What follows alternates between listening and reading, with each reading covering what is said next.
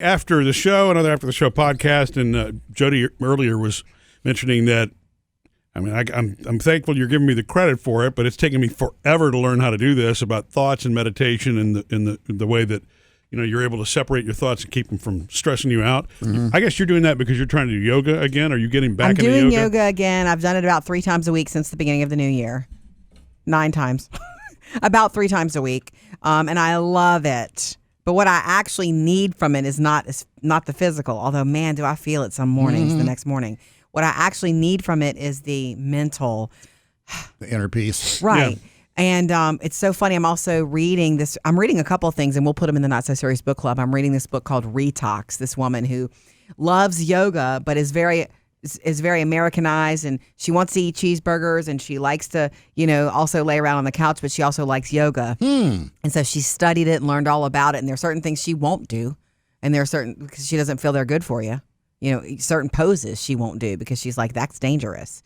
But, to the regular person, you can do this and feel more energetic or relax and things like that. So it's very interesting to me. And I started reading it, and I'm in the beginning of it where she talks about the fact that yoga actually in its original forms, it was all about the breath and meditation. Mm-hmm. And that there are people in other parts of the world who are not even allowed to do a pose until you've got the breath and the meditation down. And I was reading that thinking, man, Murphy's doing it right, because it really is about, and so much to know. Like, one of the things that jumped out at me was the thoughts. You always talk about your meditation and your mindfulness stuff that you do in the morning helps you with manage your thoughts, because thoughts come in constantly to our brains. But what do you let them weigh you down, or can you just let it come in and they go, I'm gonna put that one out. That's what I'm learning from her, is that any thought can come in. It's what you do with it that will run you. Have you reached the point where you can let those thoughts go without even thinking about it? Or do you have to? See, that's the misconception right there. That's what I had to get past myself, too. 2 big mistakes that people make with meditation is, number one, you think you're going somewhere with it. You're trying to get to a place of peace. That is not what you're doing at all. You're trying to be focused in the present moment, period. The second thing is, you can't force thoughts out of your mind. That's why, you're not designed that way. That's why meditation is designed for you to be aware that your thoughts are coming in. Because if you're aware that the thoughts are coming in, then you can, refocus back on the breath or whatever it is. And so it's like putting little pauses in the way that your mind works. And when I tell you it's taken me forever to realize that, I don't know why. The meditations, they're guided, and I use the Calm app, and I love that app. I do the premium subscription, the whole thing. And as many times as I've heard her explain what I'm supposed to be doing, Tamara, her name is Tamara. Many times I've heard her explain, what I should be doing.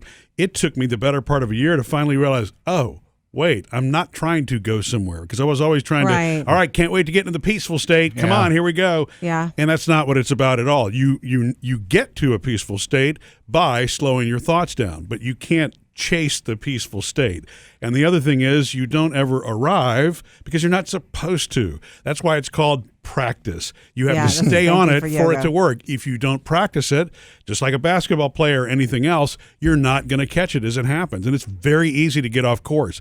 If I don't do a meditation for about 3 or 4 days, I can tell, because the brain naturally wants to get back into that thought, because that's how we're designed to be. So if you try to fight the thoughts, then you're going to be frustrated with a meditation practice, because that's not what it's designed to be at all. In fact, you're supposed, as a thought comes in, if you do catch it, and sometimes it takes you a minute to go, oh, wait, I drifted, I'm off. You go back. You just let that thought go and just focus back on the breath. And so, but you don't try to fight the thoughts. Does that make sense? Yes, it does make sense. It's a lot to think about. But here's what's weird to me about it. It is one of the oldest forms of de-stressing and therapy and health. And I think it's fantastic because if you can not control, maybe not the right word, but if you can sort of regulate what's going on inside of you, that's the way to be, because you cannot control what's going on around you. And I can tell you it's too much. Yeah. I feel for this younger generation. They come into this world, there's too much information too soon. They know everything too soon. They're constantly, we are constantly looking at phones for what, and And so You don't want to if miss you- something. If you can find a way to calm yourself inside. 2 things I learned from this, and I just started practicing again, and that's yoga, not really the meditation thing, but it all is supposed to be one thing.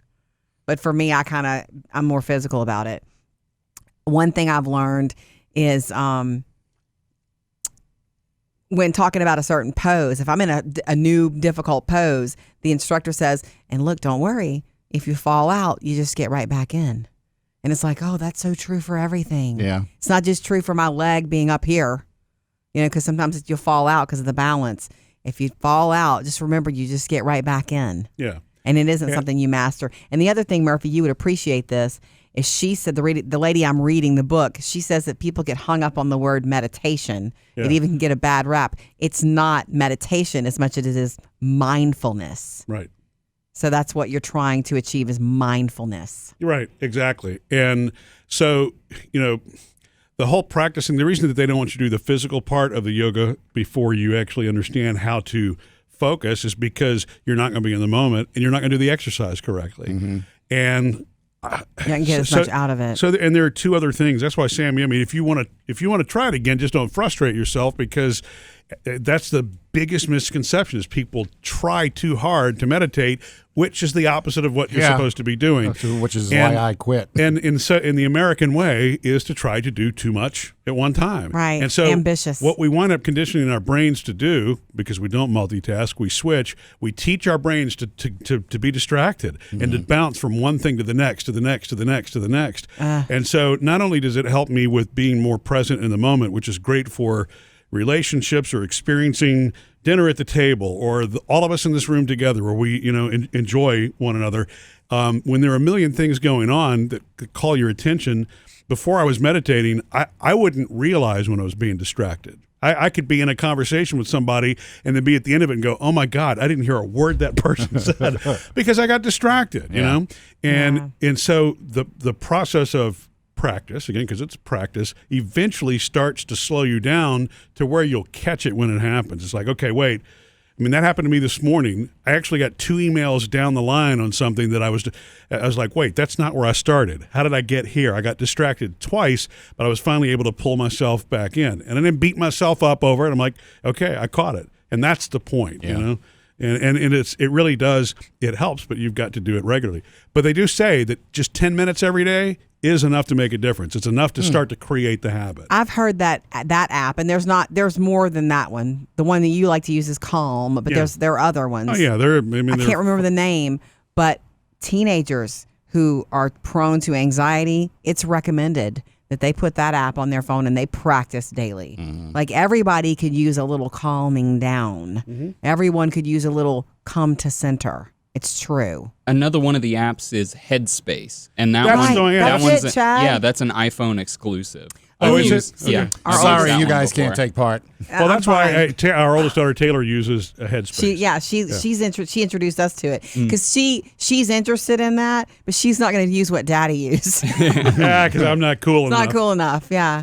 So there you go, Sam. You could use Headspace, and you wouldn't be like me and Murphy. Yeah. Not that I've used your app at all, but it's so cool. It's just really cool. It's not, and I love the lesson of, if you fall out, don't worry about it. You just come right back. It's the same as dieting, you know? Yes. You screw up a day, don't worry. Start again tomorrow. Same as a class you're struggling in at school. It's just if you fall out of line, you have another chance tomorrow or the next time you practice. Yeah.